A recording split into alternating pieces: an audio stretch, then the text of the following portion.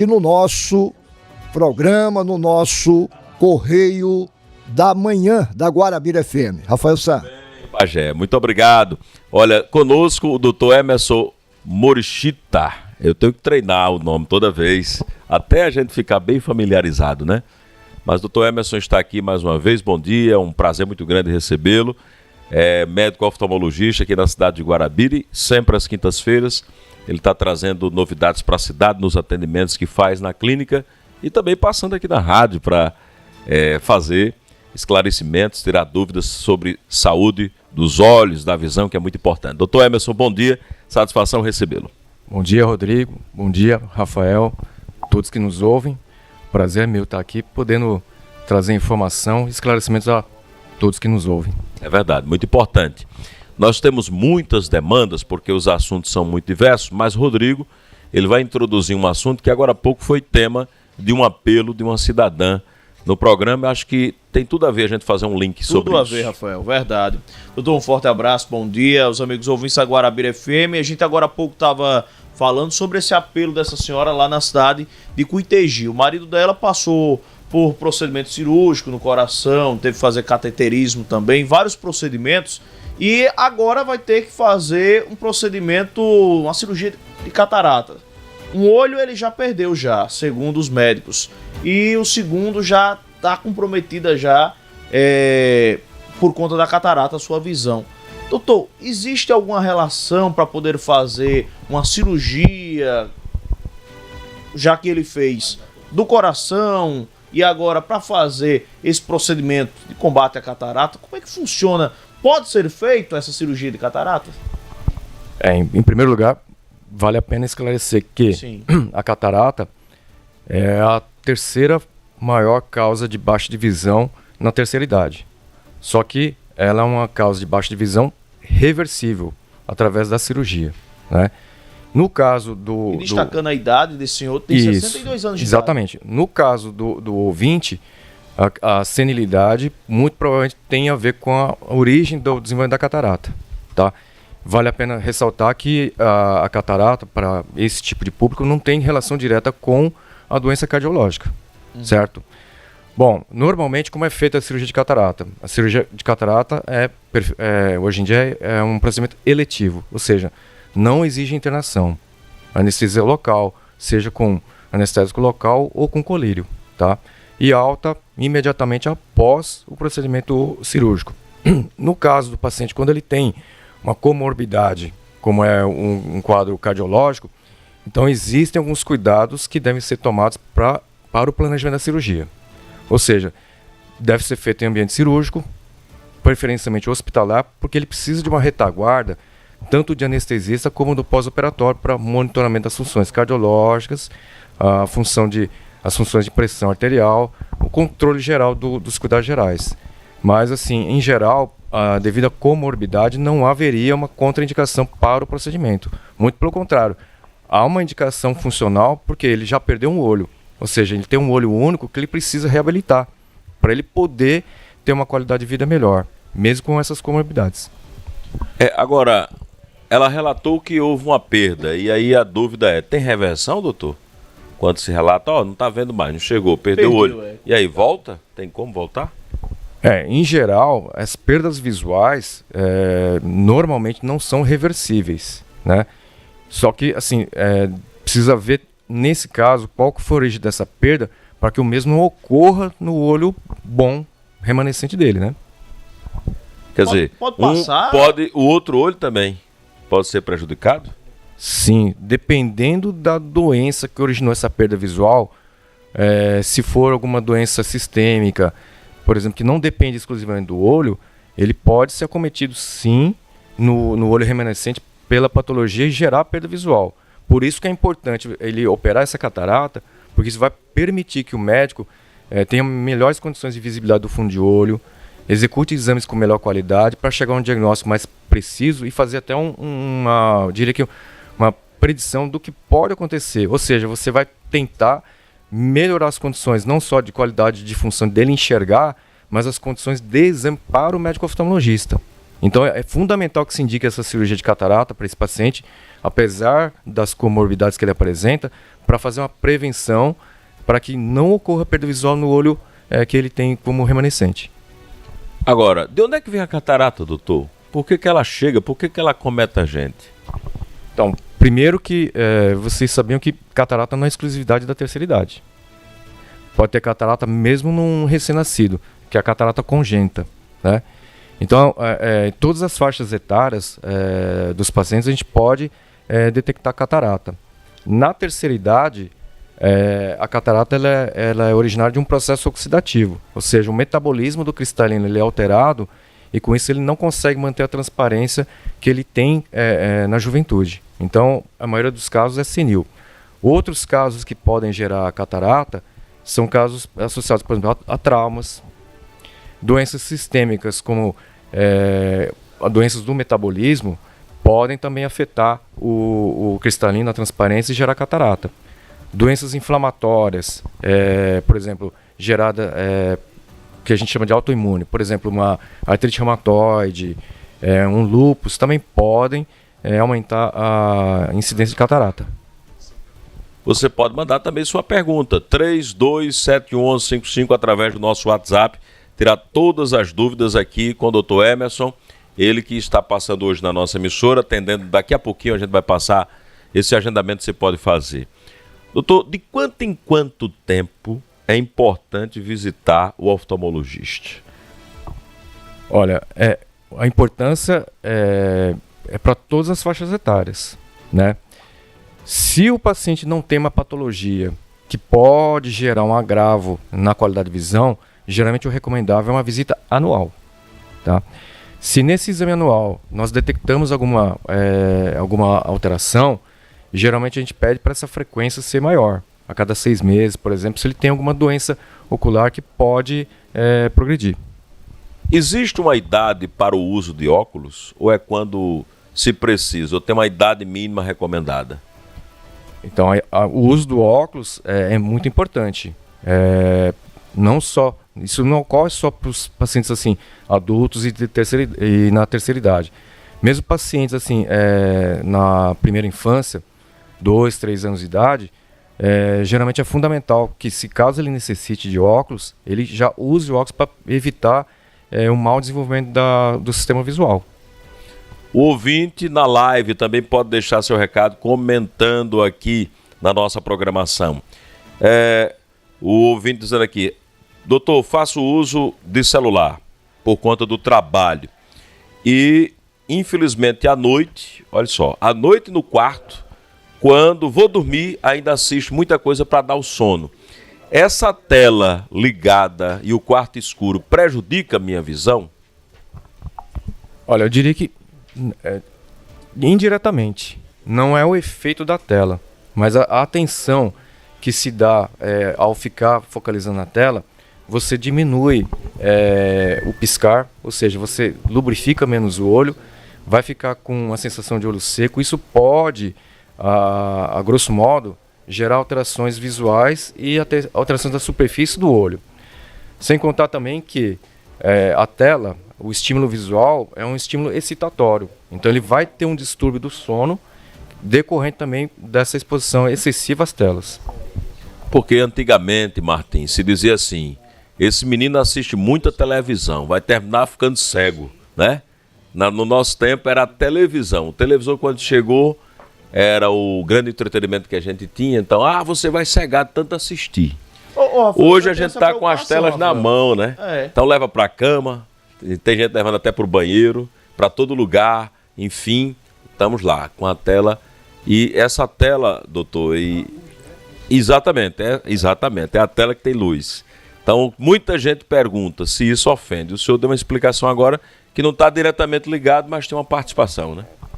Então, muitos estudaram o efeito direto das telas. Tem muito trabalho que tentou se associar, ter um nexo de causalidade entre a radiação que a tela emite em relação ao nosso olho. Obviamente, assim, é um tipo de radiação ultravioleta que deveria ser evitado, certo? Mas, assim, não tem como comprovar exatamente o efeito direto daquela radiação, porque ninguém parou para pegar um olho normal, sadio, e ficar irradiando, né? Mas a gente sabe dos efeitos indiretos da exposição às telas. Ressecamento, formação de substâncias excitatórias do sistema nervoso central, perturbação do sono e até, assim, eu diria que um problema de sociabilidade também, né? Porque a pessoa fica... Hoje em dia é muito comum a gente andar na rua e a gente vê o cidadão olhando pro celular. Muitas vezes... Pasmem, dirigindo, pasmem. Dirigindo, quantas vezes... Dando uma mensagem. Quantas vezes a gente não olha no retrovisor, não vê o cidadão olhando mais na tela do celular do que no trânsito. Tá? Então, eu diria que realmente, assim, o comprometimento que as telas geram para nós é multifatorial, né? Obviamente, tem alguns efeitos diretos para o olho, que nem eu falei, olho seco, né?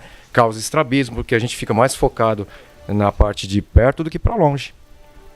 É interessante. Eu queria aproveitar, fazer aquela consulta que eu sempre faço quando os médicos vêm por aqui. Aproveita. Minha filha, ela fez 1 ano e 5 meses ontem. E eu fico naquela dúvida, quando procurar, se é necessário procurar, porque ela ainda não fala. Ela não sabe dizer se existe um incômodo, algo no olho. Pode ser levado ela?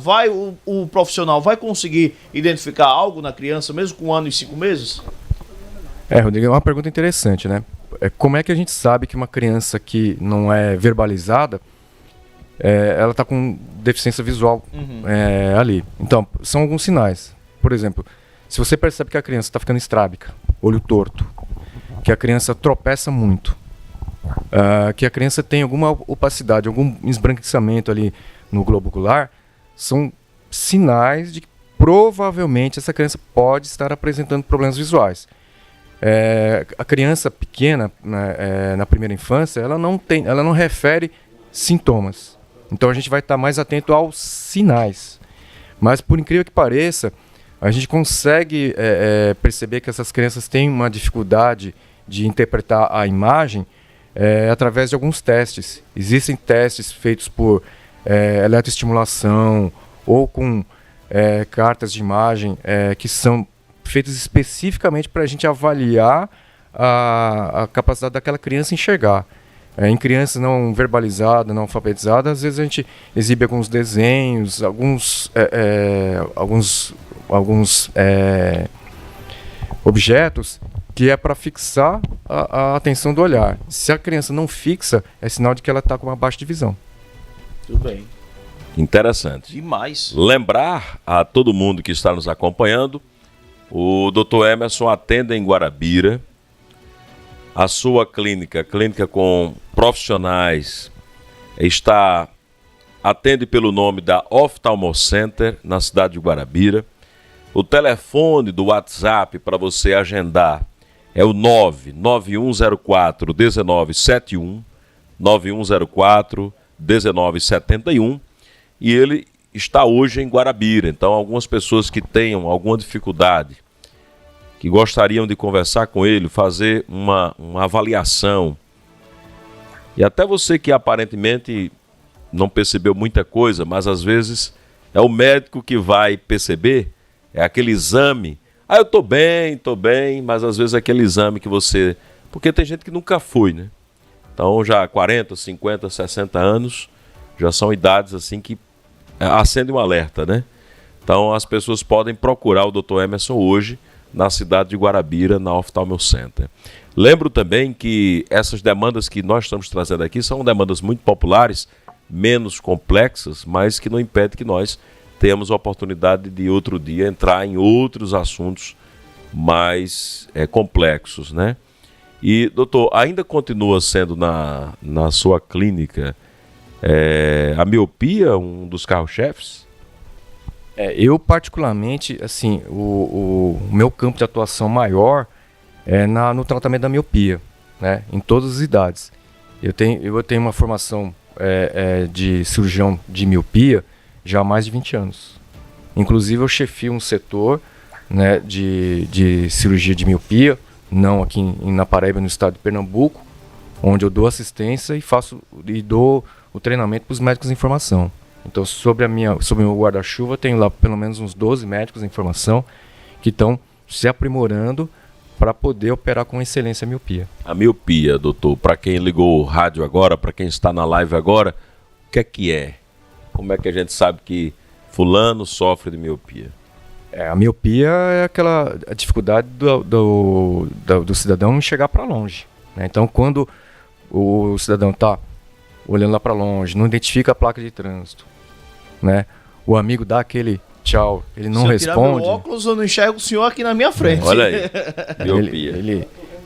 Ele vai lá, ele entra no estabelecimento errado, né? Então, aquilo são sinais da miopia. Ele está lá no placar do jogo, lá tá achando que o time dele tá ganhando, né? Agora vai ter a final lá do Mundial Interclubes, ele tá achando que o time lá tá ganhando, não tá, né? Ele tá olhando lá no placar, pro outro, né? Traçando pro time contrário. Miopia, né? Então tem cuidado. Essa correção pode ser feita via cirurgia, mas quais são os casos realmente que precisam ser operados, né?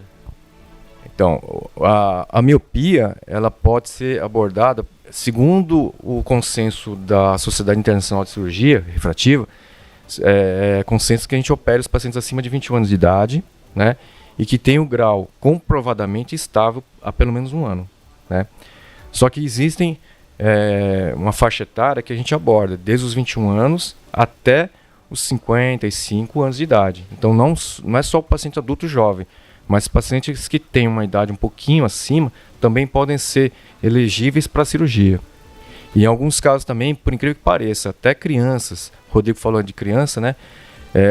Tem alguns casos que a gente pode abordar, com exceção a essas regras, né? Para poder tratar uma baixa de visão em algumas crianças, principalmente crianças com desenvolvimento neuropsicomotor, crianças que têm uma deformidade de face, que tem muita dificuldade de usar um óculos no rosto. A gente pode também indicar a cirurgia para esses casos. E depois da cirurgia, ainda continua com óculos? A maioria não. Não. A maioria não. Mas tem casos em que a gente sabe que vai sobrar grau. Exemplo, um paciente que vai lá e opera um grau alto, né? Um paciente que ele tem uma restrição de espessura da córnea que a gente não pode aplicar o laser em 100% do grau que ele tem, né? Então, ou, por exemplo, um paciente que tem um pouquinho mais de idade, acima dos 40 anos de idade, ele vai corrigir a visão de longe, mas talvez ele precise de um auxílio de um óculos para perto. Mas, sem dúvida, em todos os casos, sobrando ou não grau, há vantagens. Porque é uma melhora de qualidade de vida incomparável, né? Muito bom. Agora, uma pergunta que não quer calar. É muito cara essa cirurgia, doutor? Estamos falando de uma região que tem suas limitações econômicas, né? O custo de uma cirurgia dessa está acessível ao povo? Olha, a cirurgia, se você for analisar em termos absolutos, não é barata. Por quê? Envolve o uso de equipamento que custa lá pelo menos uns $650 mil o equipamento. Envolve o tempo de aprendizagem do médico, que são 6 anos de faculdade, 3 anos de formação de especialidade, mais 3 anos para ele treinar, para ele poder ficar apto a operar. Então tudo isso está embutido no custo da cirurgia, né? Mas qual que é o valor de você ir jogar o seu futebol na tua plenitude, enxergar bem?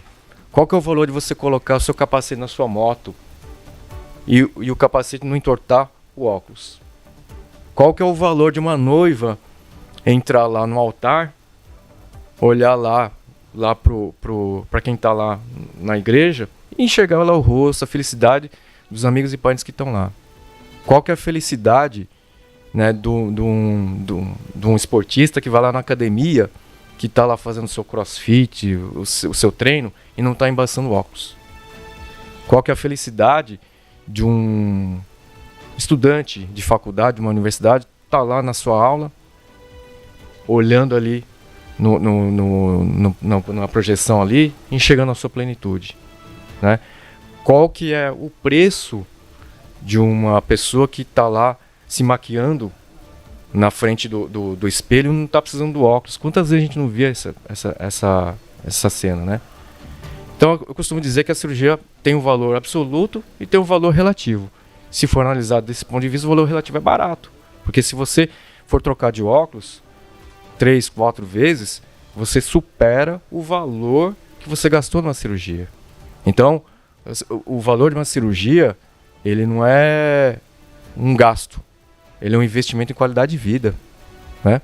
Então, quantas vezes depois que o paciente se submete à cirurgia, ele fala assim, olha, eu nunca mais paquerei vitrine de ótica, né? Agora eu posso comprar um óculos daquela grife e tal e não perder aquela lente original, né?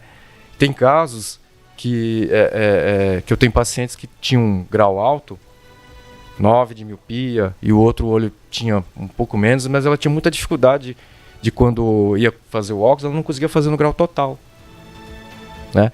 E ela tinha que colocar um grau parcial no óculos, e ela pela primeira vez depois que ela operou, ela veio de salto alto. Ela falou assim, doutor, agora, como eu enxergo melhor, eu consigo ver profundidade com a cirurgia. Antes eu não conseguia, eu tinha medo de usar um salto alto porque eu não conseguia enxergar a profundidade.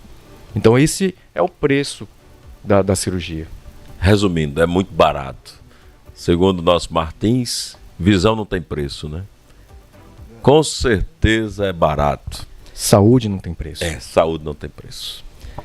Olha, doutor Emerson está concluindo aqui a entrevista, mas ele vai ao consultório e vai atender todo mundo que chegar por lá e precisar. São vários procedimentos, consultas, exames, procedimentos em oftalmologia para Guarabira e toda essa região.